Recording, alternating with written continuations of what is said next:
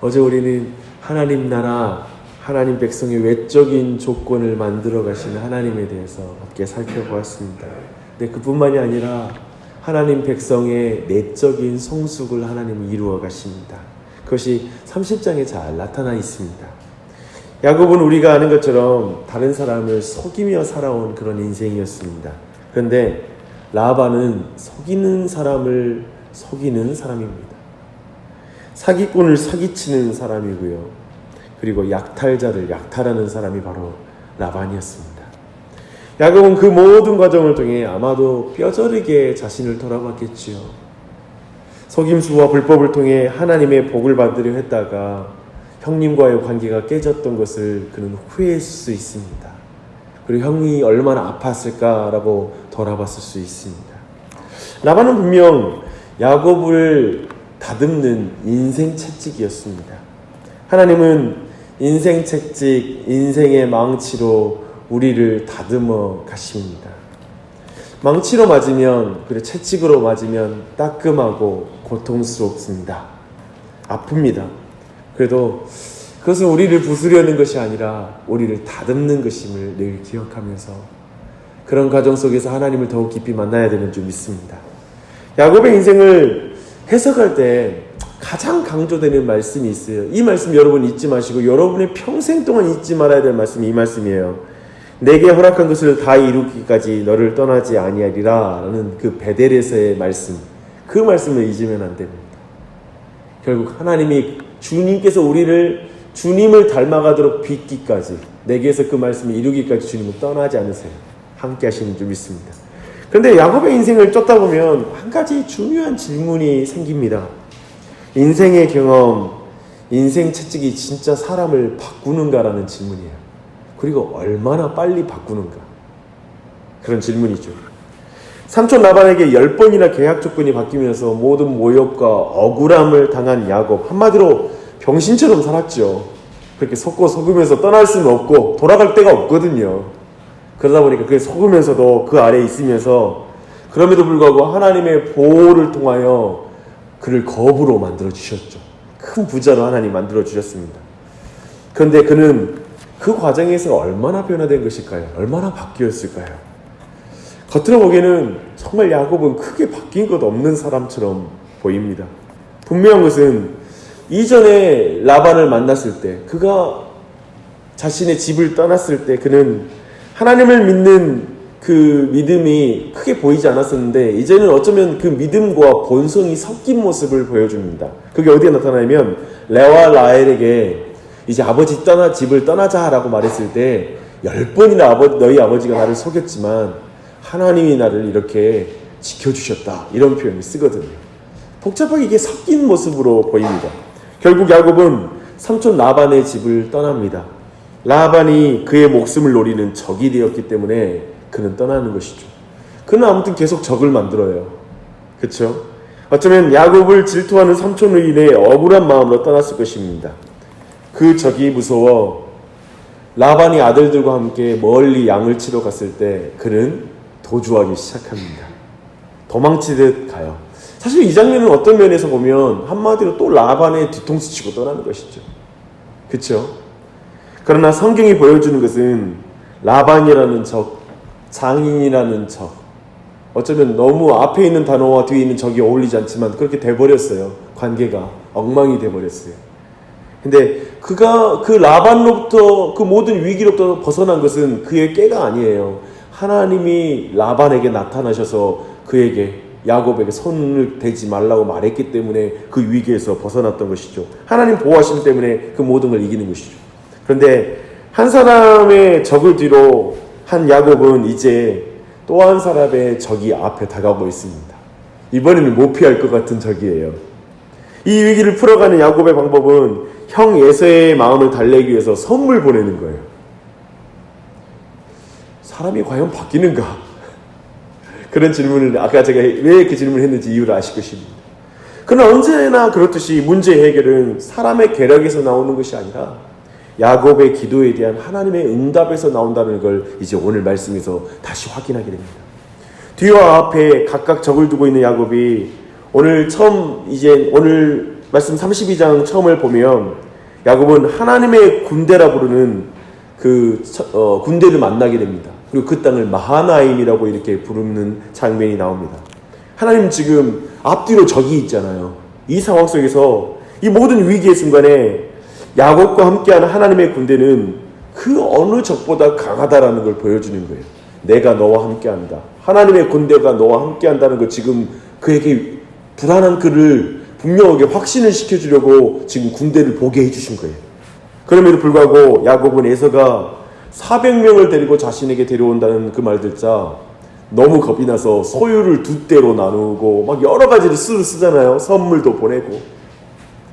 본문에서 보는 야곱의 믿음은 그의 교활한 술책들과 뒤섞여 있는 것입니다. 믿음이 교활한 술책과 같이 가요. 인간적인 술책하고 믿음이 같이 가요. 사람이 바뀌는 것일까요? 대부분의 우리들과 마찬가지로 말입니다. 비록 그는 하나님을 의지하고 기도하고 있지만 두려움과 죄책감이 매 순간 그를 지배하고 있다는 걸 우리는 보게 됩니다. 야곱은 형을 매수하려고 하고 있어요. 야곱은 하나님의 보호하심을 기다리기보다는 어떻게 해서든지 자신이 어떻게든 이 위기를 벗어나보고자 발버둥치고 있는 장면이 지금 이 본문에 나타나고 있죠. 이 장면은 우리에게 오만 감정을 느끼게 하는 장면이에요. 성도가 믿음으로 이 세상을 살아갈 때 수많은 위기와 힘겨움을 직면하게 됩니다. 인간의 노력이나 물리적인 방어, 또한 아무리 많은 돈을 써도 도저히 문제가 해결되지 않을 것 같은 그런 문제들이 인생에 발생이 됩니다. 이런 그리스도인에게 확신이 찾아오는 방식은 언제나 하나님의 약속의 말씀이라는 걸 잊으시면 안 돼요.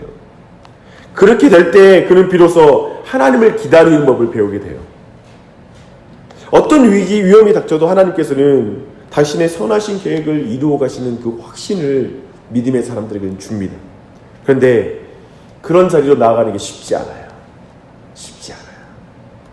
다르게 말하면 자신이 꺾이고 하나님을 붙잡는 게 쉬운 일이 아닙니다. 항상 대부분은 교활한 술책과 믿음이 같이 가요. 여기에서 크게 벗어나는 인생 저도 거의 본 적이 없고 제 자신에게도 거의 본 적이 없어요. 같이 가더라고요. 이게 두 개가. 거의 대부분이 야곱처럼 믿음과 교활한 술책이 뒤섞인 인생을 살게 됩니다. 사람이 참 바뀌질 않습니다. 믿음의 사람 참 되는 게 쉽지가 않은 것 같습니다. 결국 모든 소유와 가족이 먼저 강을 건너게 하고 나서 홀로 남은 야곱은 그날 찾아온 어떤 사람과 씨름을 벌이게 됩니다. 저는 매우 중요한 장면이라고 봅니다. 이것은 물론 야곱의 끈질긴 기도를 상징하지만 실제로 일어난 육체적인 씨름이에요. 저는 이 성경의 묘사, 성경의 이 과정이 기가 막히다고 생각해요. 육체의 본성의 화신이 누굽니까? 야곱 아닙니까? 그와 하나님이, 영적인 하나님이 씨름하는 장면이에요. 굉장한 장면이죠. 야곱은 그 씨름에서 고관절에 타격을 입고 골절을 당하게 됩니다. 쉽게 말해 육체의 힘으로는 패배를 당한 거예요. 못 이기는 거예요. 야곱이 자신의 인간의 힘으로 하나님을 이길 수가 없는 거예요. 그런데 야곱은 날이 새려고 하고 천사가 떠나려고 하자 축복을 구하면서 그를 붙잡습니다. 가랑이를 붙잡고. 그리고 천사는 여기에서 어쩌면 지는 듯한 모습을 보여요. 이 씨름의 영적인 의미는 야곱의 모든 저급한 가치들이 보다 고귀한 요소들에 의해 일격을 당하고 패배를 당하는 것입니다. 야곱의 육체적 본성, 육체적인 꾀, 그 모든 노력들 하나님 앞에 일격을 당하고 패하는 장면이에요. 육체로는 주님을 이길 수 없는 것이죠. 그는 다리를 절어요. 하지만 다리를 저는 승자가 돼요. 놀라운 일이죠. 이게 복이죠. 이게 은혜이죠. 이것은 야곱이 발버둥 치는 것이 소용없는 어떤 분에 의해 붙잡혔다는 뜻입니다. 하나님께 붙잡힌 인생 되었다. 육체로 그 하나님을 이길 수 없지만 그 하나님께 붙잡혀서 이기는 인생이 되었다. 승리하는 인생이 되었다. 하나님과 더불어 사람과 더불어 승리하는 인생이 되었다라는 그런 의미입니다. 좀 더 살펴보십시오. 야곱의 간절한 기도 앞에 천사는 야곱이라는 이름 대신에 이스라엘이라는 이름을 주고 있습니다. 이것은 야곱의 본성이 바뀌었다는 걸 상징하는 축복입니다. 이름은 본성이거든요. 야곱, 이스라엘. 즉 그 본성이 변화되는 복을 받은 거예요. 저는 이 은혜가 우리에게 넘치길 바라요. 우리 크리스천이잖아요. 우리가 크리스천이라는 이름을 가지고 있잖아요. 이스라엘은 하나님과 괴로이기다 혹은 사람과 괴로이기다라는 의미로 볼 수 있지만 굉장히 모호한 단어이기도 합니다. 하나님이 싸우시다라는 의미도 가능해요. 그러나 중요한 것은 이제는 자연적인 힘이 필요 없게 됐다는 거예요. 야곱에게 그 육체의 힘으로 사는 자가 아니라는 거예요. 이제 믿음으로만 살아야 한다는 거예요. 주님 붙잡고 주님께 구하며 주님의 보호하심 속에 주님의 공급하심으로 적을 이기는 인생이 되었다는 거예요. 이게 핵심인 거예요. 그렇잖아요. 그러니까 육체로는 졌지만 주님 붙잡고 복을 달라고 하잖아요. 그래서 이겼다라는 평가를 받잖아요. 즉 주님만 붙잡고 살아라. 주님께 기도해라. 주님 의지해라. 너의 인생은 주님을 통하여 이기는 인생이다. 네 혼자는 안 된다. 이게 이 메시지의 핵심인 것이죠. 이 사건은 약속을 받은 사람에도 불구하고 거의 파멸에 이를 만큼 교활한 야곱에 대한 사실 도덕적인 심판이기도 해요. 그 야곱에게는 사방 선고가 내린 거죠. 너 육체대로 사는 것 이제 안 돼. 가나안 땅에 너 들어가야 되는데 너 가나안 땅에 들어가서도 이렇게 살면 안 돼. 이제 여기서 너 종지부 찍어야 돼.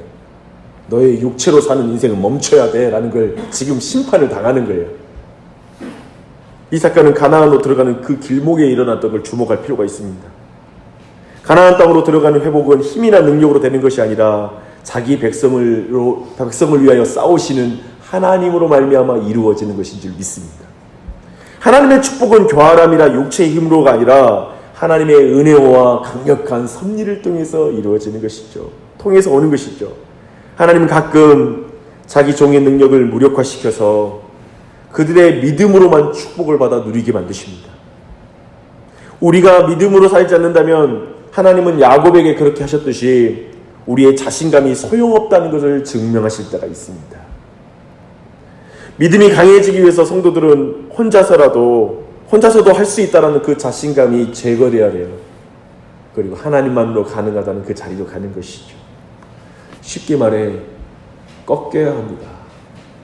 한 번은 꺾여야 돼요. 여러분, 자신이 꺾인 사람, 한 번 꺾여본 그 사람 본 적이 있으세요? 혹시 여러분이 꺾인 인생이라고 생각하세요? 깊은 겸손함이 있어요. 실패한 자들을 따뜻하게 품는 마음이 그 사람들에게 있어요. 그러면서 주님만 붙잡기 때문에 왠지 강해 보여요. 견고한 사람. 꺾인 적이 한편 다른 사람도 있어요. 꺾인 적이 없는 것 같은 똑똑하고 판단자라고 꾀가 많은 사람들. 무슨 일 말하면 탁탁탁탁 어떻게 하면 될지가 딱딱딱 계산이 되는 사람들. 다 맞는 말인데 왜 다른 사람에게 상처를 주는지, 왜 그렇게 자신감 넘쳐 보이는데 또 주변에 있는 사람을 돌볼 줄 모르는지. 근데요, 기도하지 않을 정도로 똑똑하면 안 돼요. 주님만 믿어야 된다는 걸 믿지 못할 정도로 자신의 능력을 의지하는 정도면 안 돼요. 그것은 참되게 주님 앞에 있는 가나안 땅에 들어가서 설 그 믿음의 모습이 아니에요. 그렇죠? 도리어 2020년 우리 모두에게 주님 의지하며 나아가는, 좀 미련할지 모르지만, 좀 내게 능력 부족할지 모르지만 주님만 붙잡고 주님 믿음으로 나아가는 그 삶을 살면 좋겠어요. 그렇게 살려고, 세상에서 잘나려고 내 실력을 증명하려고 그렇게 사는 인생보다 내가 주님 앞에 신자로 기도하고 주님 의지하며 이 한 해를 살게 해주십시오. 그렇게 기도하는 이 아침이 되시기를 축복합니다.